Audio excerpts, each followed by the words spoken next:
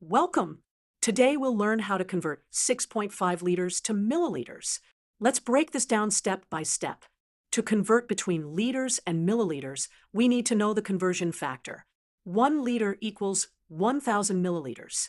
We can write this as 1L equals 1,000 milliliters. Let's use this conversion factor to solve our problem.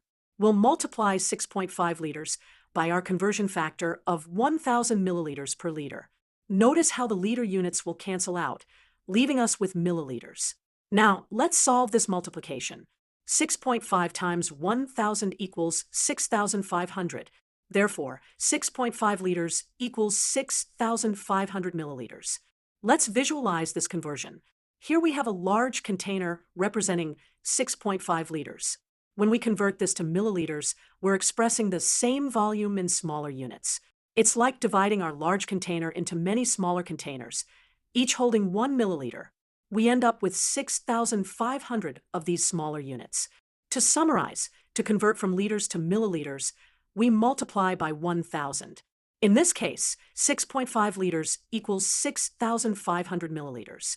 Remember, this is the same volume of liquid, just expressed in different units.